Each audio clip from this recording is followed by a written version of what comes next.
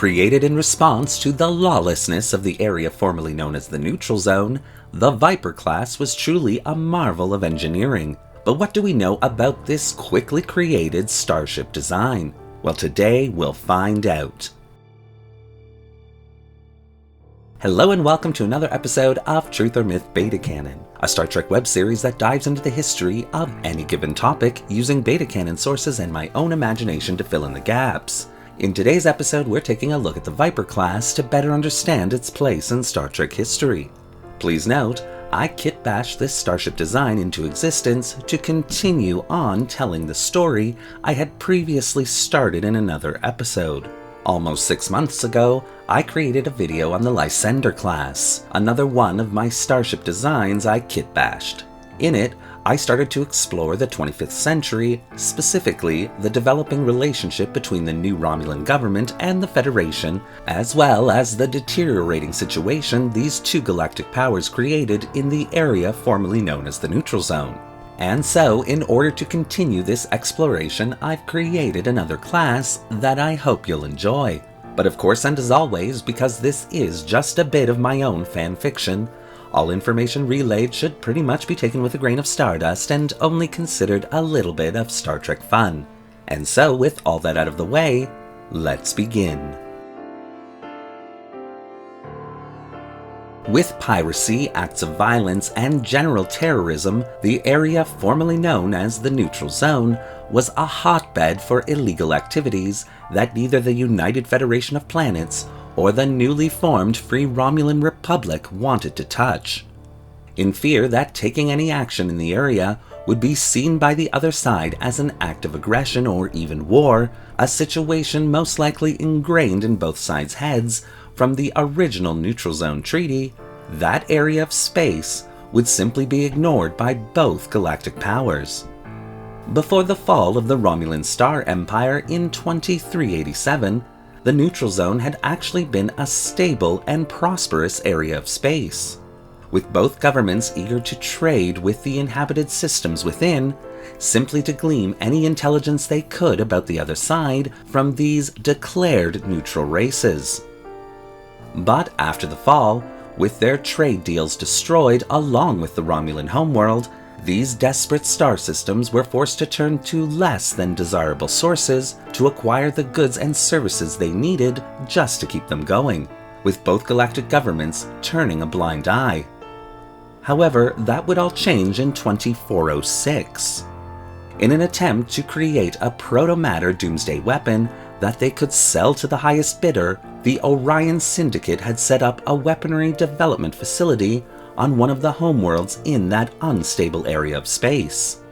And when a containment failure would lead to the entire Theruzan homeworld being destroyed with an estimated casualty report of over 13 billion lives, neither the Federation or the Republic could ignore the problem they had created any longer. Having established a good working relationship, mostly thanks to the Borg Reclamation Project, both sides began secret, high-level discussions on how to deal with the Neutral Zone situation, with both eventually agreeing to create and manage a joint task force to restore order to that lawless area. Both sides would whip together specially designed starship classes to help aid in that mission, and for the Federation, in early 2408, the Viper class would be born. Sitting at a length of 569.1 meters, the Viper class was designed to be operated by 342 officers and crew members. Designed with the latest technology developed from the Borg Reclamation Project, the Viper class would combine elements of starship designs both old and new to create a new and elegant vessel class.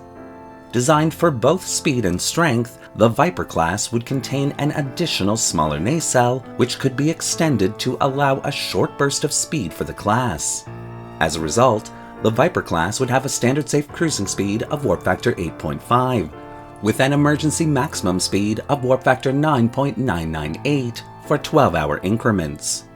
The Viper class would also be equipped with the latest transwarp drive system to be utilized over greater distances during emergency situations. A small deflector dish in the secondary hull along with several deflector strips along the hull, would ensure a strong and smooth ride during transwarp travel. Even a large, aft-facing deflector dish would act in this same capacity.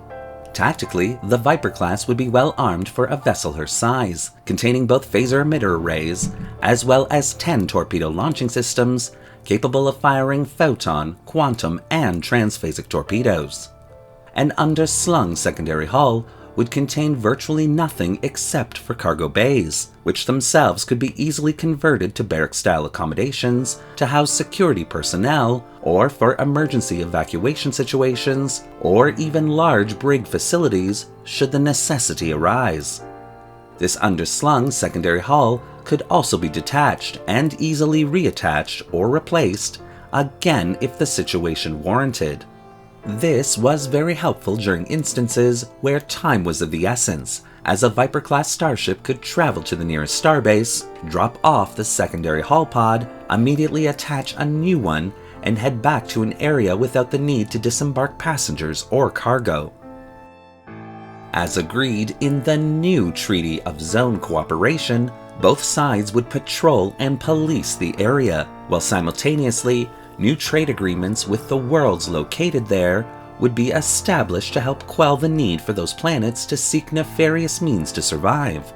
Also, every starship for either side would contain a small contingent of its counterparts' officers aboard them, to ensure that both sides' interests in the area would be respected. Once order had been re-established, it was decided that all worlds contained within the area formerly known as the Neutral Zone would be given the choice as to which government they wanted to join, assuming they qualified of course, or to continue to remain a neutral star system. This idea in itself was actually an amazing one, showing many Federation member worlds just how different this new Romulan government truly was. And like the Borg Reclamation Project, this single stipulation in the treaty would spark an ever-growing understanding and peace between these once great foes. Restoring order to this area, however, was no easy matter. The Orion Syndicate was not eager to give up this area of space, engaging in several plots not only to destabilize the area once again, but even to overthrow the new Romulan government, with the help of the remnants of the Tel Shiar under their new leader, Admiral Sela. The Viper class would continue in operation in the area formerly known as the Neutral Zone for 20 years, before being recalled and decommissioned in favor of new starship classes that would be fully integrated with Starfleet and Romulan crews.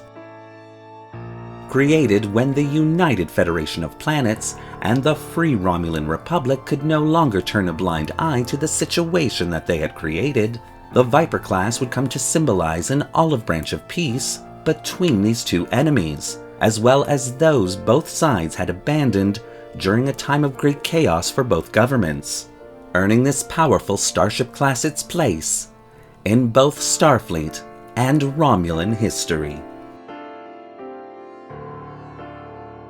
Thank you for watching today's episode of Truth or Myth Beta Canon. What do you think of the Viper class and the historical narrative that I've created here? Do you want to see more videos like this one? Well, leave your comments in the section below. And don't forget to like the video and subscribe to the channel, hitting that little bell icon so you won't miss a single video we release.